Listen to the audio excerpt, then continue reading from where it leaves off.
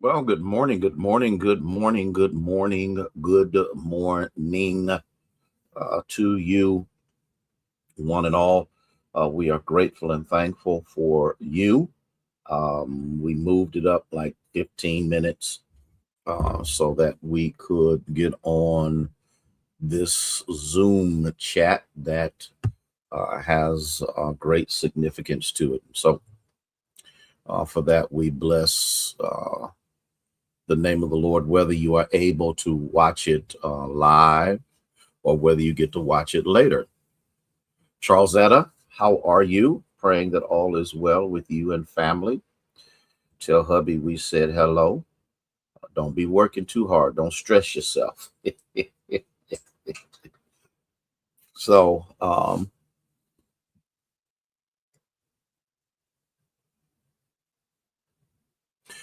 okay.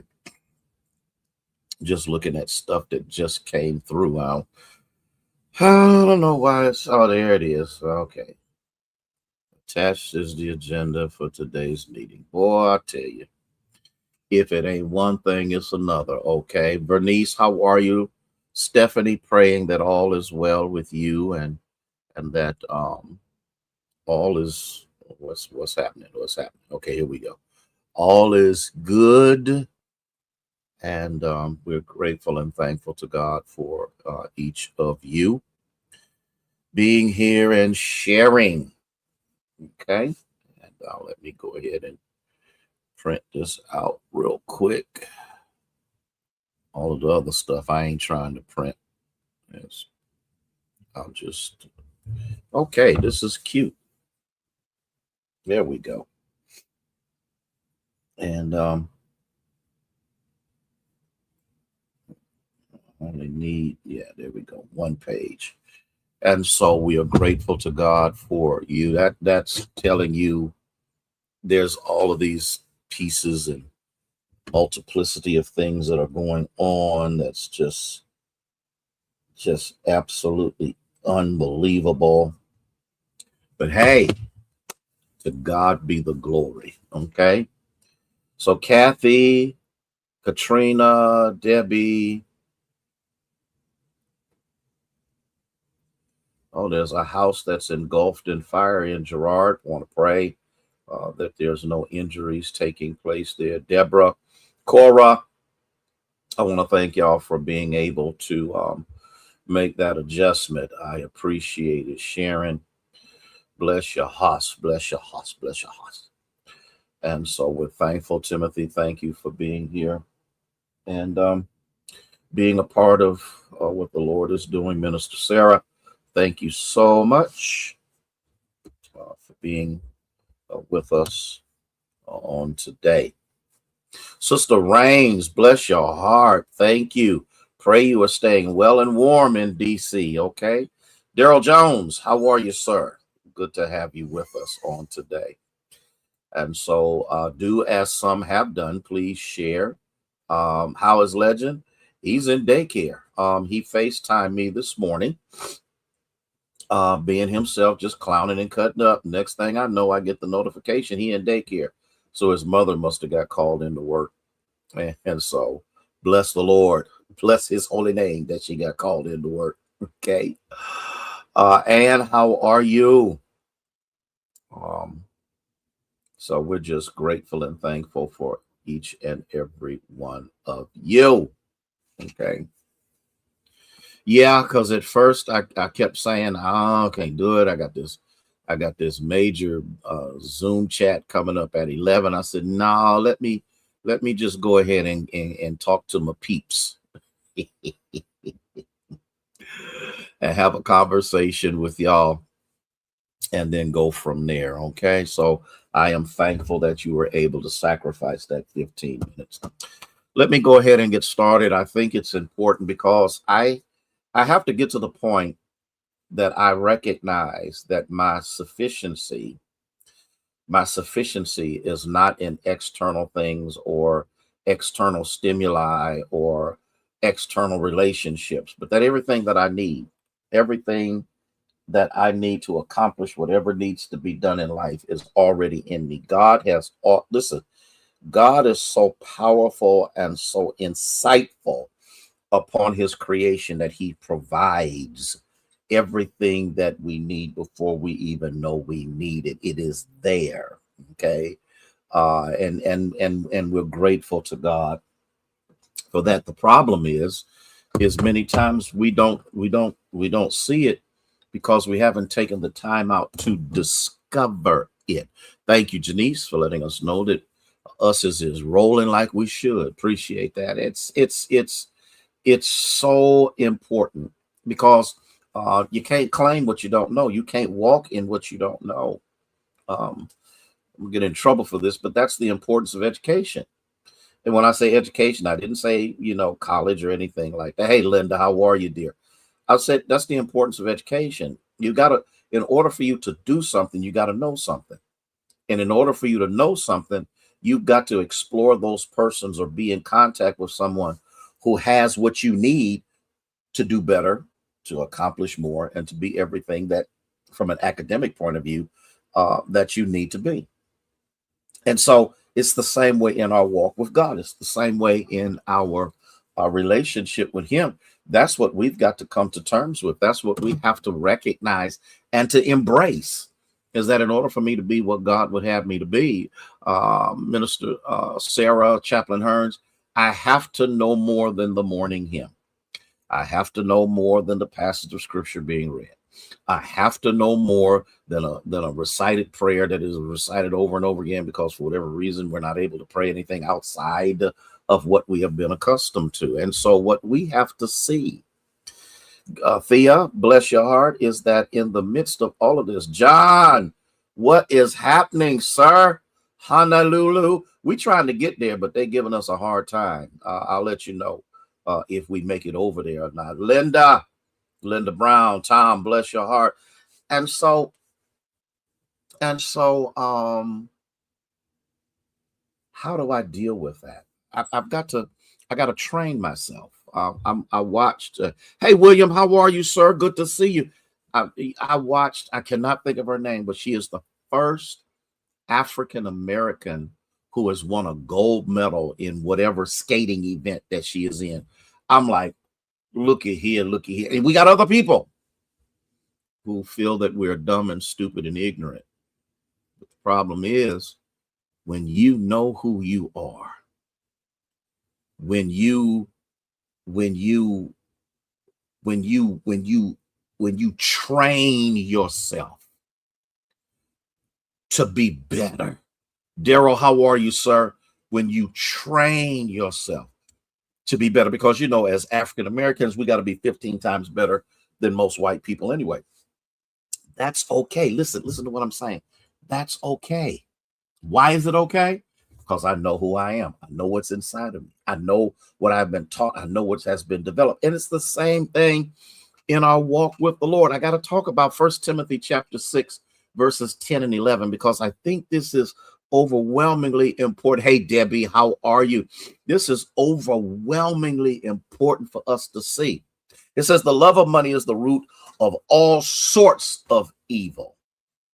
And some, by longing for it, have wandered away from the faith, pierced themselves with many griefs. But flee from these things, you men of God, and pursue righteousness and godliness and faith and love and perseverance and gentleness. Doe, bless your heart for being here. Listen to what I'm saying. I am not Paul. Paul is not. No one is saying that you can't have money. No one is saying that you can't live. No one is saying that you can't do what need to be done and have a luxurious life. That is not what Paul is saying. What Paul is saying is to get your priorities straight so that when money comes, money no longer rules. Money no longer is in charge. Oh, y'all not hearing me. But you know that God gave you the intellect, the capability, the skill set to be able to create wealth. And by doing so, enjoying it. But you never allow the pursuit of money to supersede your pursuit of the will of God for your life. Talk, Pastor. I'm doing the best I can. I'm trying to teach this like you gave it to me. This is important. Money is not the root of all evil. God knew we needed money. It's the love of it. And you got to remember, where your love is where your heart is where your motive is where your aspirations are. So here's my question. When you run out of money, what do you have? When you run out of resources, Dr. Pamela, what do you have? He says, here's what you can have if you get your life straight. He said, flee from those things. Pursue righteousness, right living, right interactions, right dispositions, right engagements. Okay? Godliness, trying to control yourself, keep yourself under control. I posted this one white pastor that was preaching on there, and he really stuck his neck out on the line, but they clapped for him. But when he was talking about Jemison, when he was talking about he wished the president would quit using such foul language and quit being so demonstrative when it comes down to people of color, and the white congregation clapped for him, but you could kind of see some people back there in the back just because that's it. Okay. But what you have to understand is when you're pursuing godliness, you know how to treat people right, even when they don't treat you right. And God knows, I understand that clearly. Faith, which means what? You saw that, Sharon? Faith, which means I can speak to my situation and not worry about when it moves. Oh my God.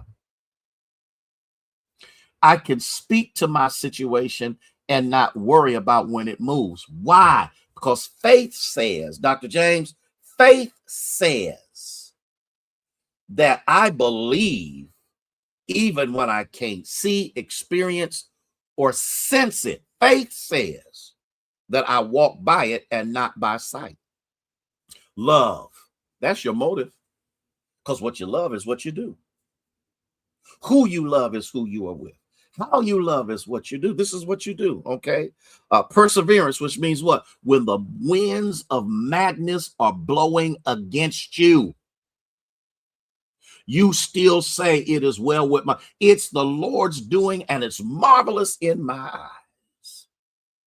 Perseverance. I know how to go through some stuff without losing my mind. I know how to go through some stuff without going crazy. I learned how to go through some stuff and not get sidetracked by the opinions of other people. I know who I am. I know what I'm dealing with. And God permitted whatever he permitted because he wants to make me better through it than what I would be without it. Gentleness. Well, in other words, you learn how to talk to people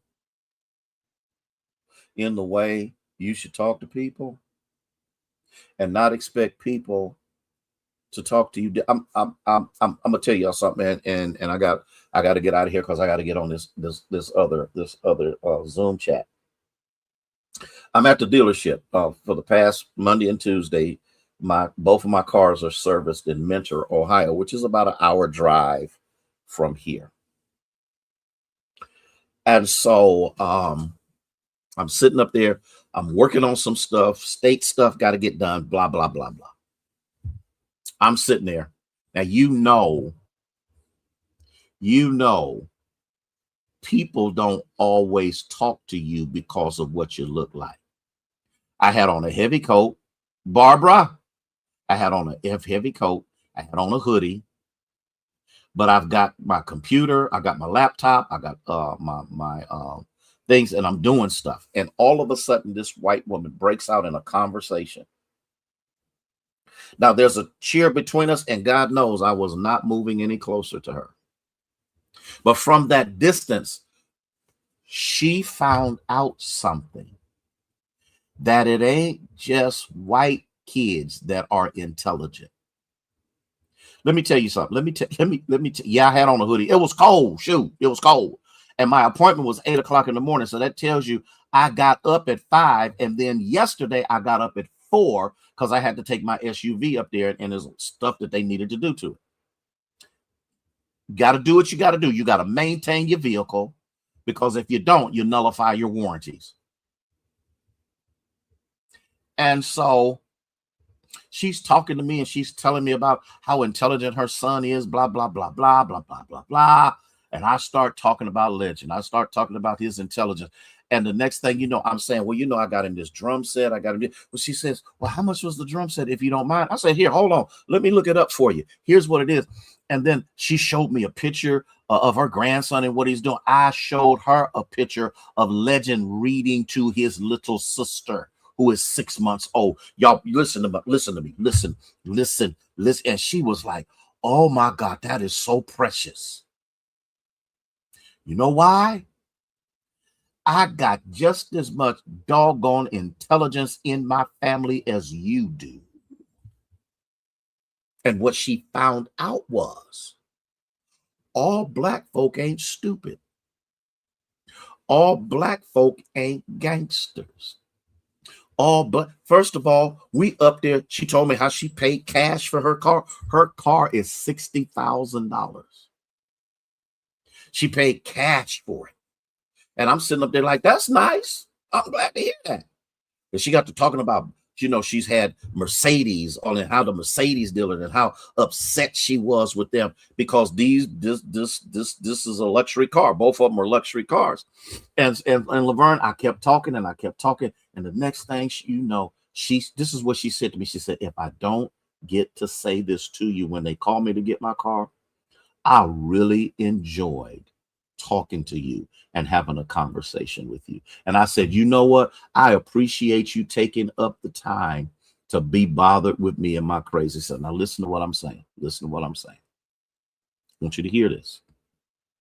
She inconvenienced me because I had work to do. But I closed my laptop because I recognized this was an opportunity to level the playing field. I'm done. Listen, when you know who you are, I might not have as much money as you do.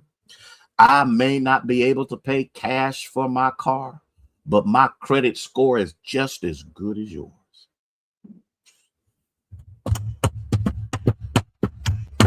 I got to go. Hey, Mary. But see, when you live beneath your privilege, Lord, don't let me say this. Please don't let me say that. I can't say it. When we consistently ghettoize ourselves, they don't see the professionalism. They only see the ghetto. And so while we in this dealership, and if you've never been to Classic, believe me, Classic is Classic got all them dealerships up there in Mentor.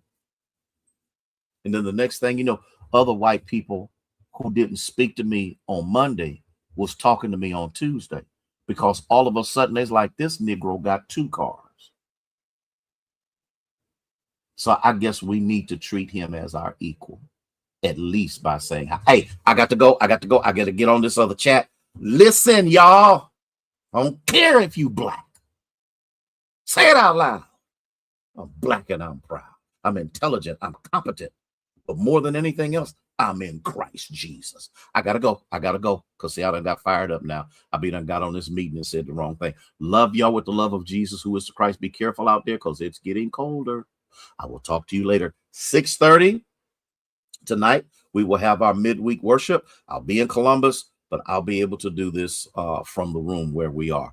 Man, y'all take care. Man, y'all just don't know how much y'all mean to me. May God bless you and keep you is our prayer.